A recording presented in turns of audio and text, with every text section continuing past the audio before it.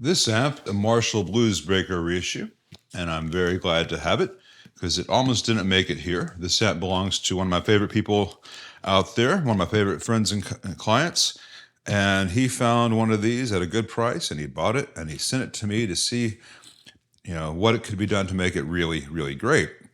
And the shipping store he used shipped it to someone else, shipped it to someone in Nashville, Tennessee, rather than Memphis, Tennessee, shipped it to my name at someone's same address, other than it was a street versus an avenue, but in Nashville, not Memphis. And the guy who received it didn't want to give it back to UPS when they came in and said, hey, we're very sorry we misdelivered this. He wanted to keep it. Not sure what good it would have done him to have a Marshall chassis without the cab and speakers and all that. But in his mind, the world had given him a free Marshall. UPS, I don't know how far they had to go, but I know that they mentioned that there were, in fact, police in the world and that it did not, in fact, belong to him. But anyway, whatever happened, it did arrive here finally. And I'm doing an unboxing video to start this just in case the guy took it out, damaged it, out of carelessness, out of spite, whatever.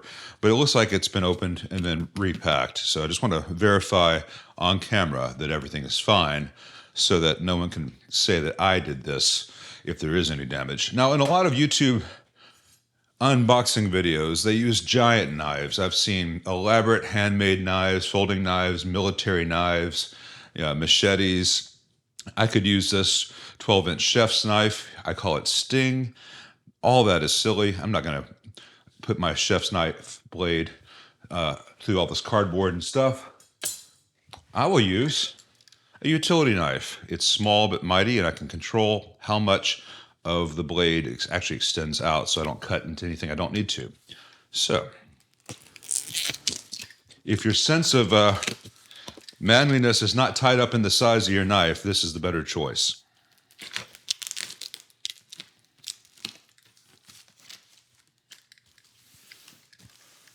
On that note, I don't use the 12-inch chef's knife for everything because, again, it's not a compensating thing. There are certain things, large roasts, cabbages, etc., where that extra size is actually useful. I use an 8-inch for most things. That's what he said. All right. So far, so okay.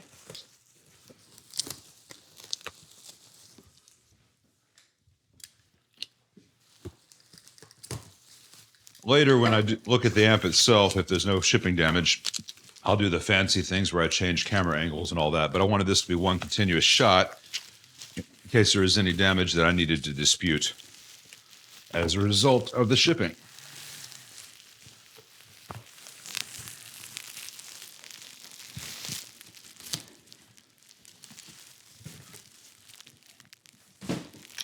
And hit the tripod there.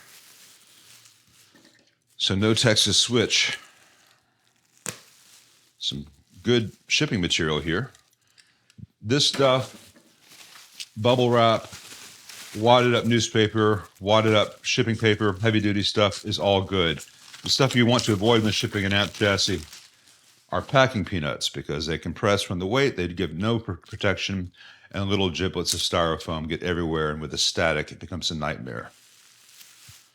All right, so we have here a Marshall Bluesbreaker reissue, the tremolo, nice rubber mat on the bottom. That's a nice touch for the shipping. I have to remember that. Just a big sheet of neoprene screwed in place. That makes a lot of sense.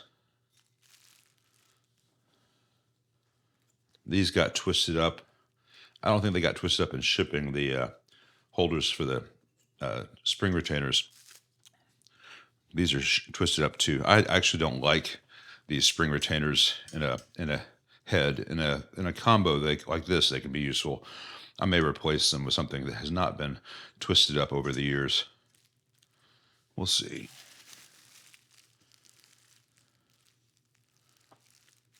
Not seeing any damage from shipping. That's good. And crucially, can you see this in the focus?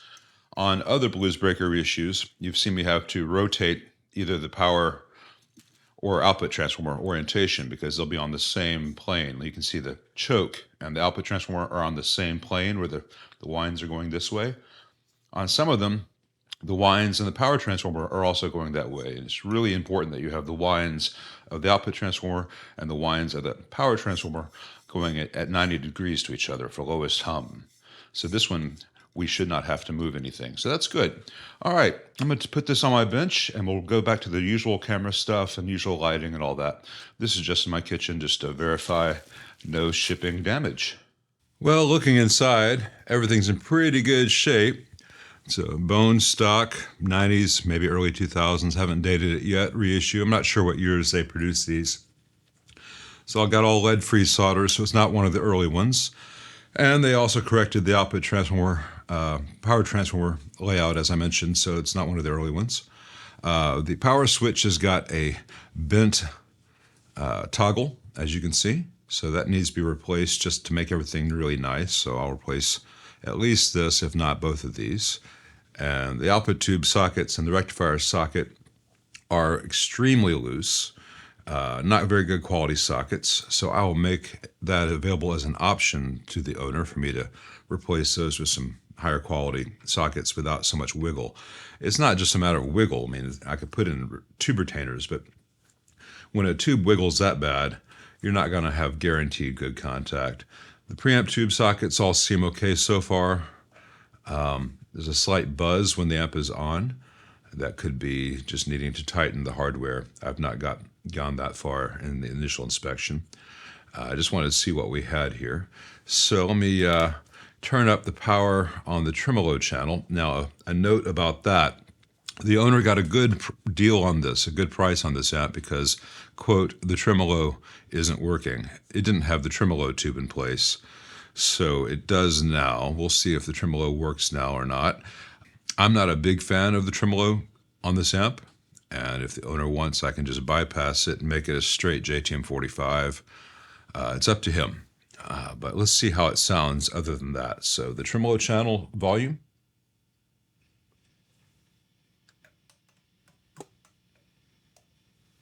Got some Rice Krispies. But the tremolo does work, as you can hear.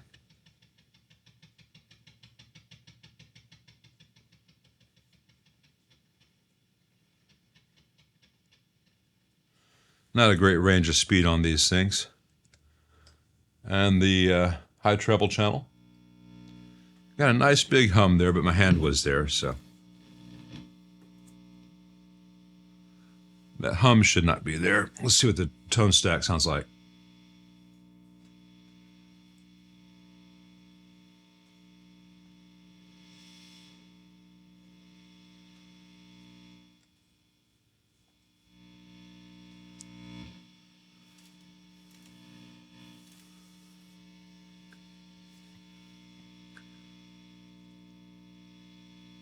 Let's try a different tube in V1, just because.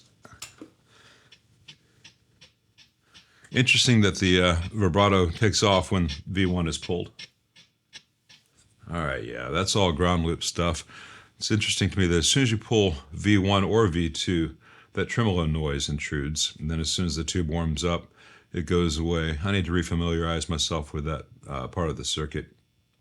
I'm just not a big fan of the tremolo in these, even when it's working correctly. But the amp needs to have its electrolytics changed out. They're not that many. Let's see, 1, 2, 3, 4, and then the two big ones. That's easy. I would like to change out the tube sockets, the octals, because these are pretty crappy. And we need to change out that power switch. Beyond that, I would love to change the ground scheme to get rid of all those buzzes and hums and background noises. I'd like to upgrade everything on the board because this is pretty crappy quality, little nominally half watt, closer to quarter watt stuff on here. And to a degree that makes a difference. Cumulatively, I find it makes a big difference.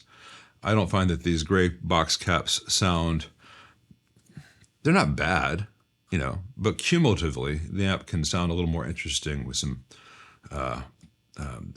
better polyesters in there, or at least more appropriate to what a JTM45 style amp should do. People are going to say that I'm getting into snake oil with that. I'm not talking about putting Sozos in here that don't fit these pads. I'm talking about putting a proper cap that fits the spacing. And I have one in mind, a nice radial in mind that fits these very well. And these are kind of crappy sounding ceramics in here. I'd like to change out the ceramics. It depends on how far down the JTM45 1962 rabbit hole the owner wants to go.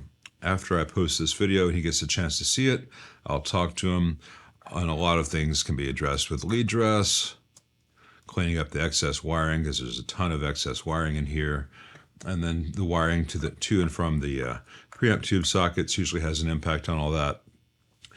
And the other big issue is this thing has 5881 output tubes, and the output transformer in this era is set for that as opposed to EL34s, and I need to figure out what the actual primary impedance of this output transformer is and see if the owner wants to play around with KT66s or 6L6s or 5881s or go to EL34s. There is the, quote, proper output transformer load for a given set of output tubes, but there is a pretty good margin where it's safe to play with, and you just find what sound you like the best. I would say that once we get rid of all the buzz and hum from the grounds, and we get some higher quality tube sockets in this thing, and all the electrolytics are refreshed, if we wanted to play around with output tubes at that point, we'd hear a bigger difference at that point. Right now, whatever we do is going to be buried behind that hum and buzz. So all this needs to change before we even go down that road. And there is absolutely nothing wrong with running 5881s in these. They're just a different name for a 6L6. And it is a good sound, and no one's going to hear the difference between KT66s and 5881s in a great amp, where everything else is the same. At that point, it depends on how you play. There are other places in this amp that I can make changes that will give it a very noticeable night and day tonal improvement. All such things are subjective, but the owner's subjectivity and mine tend to align. So we'll see what he says.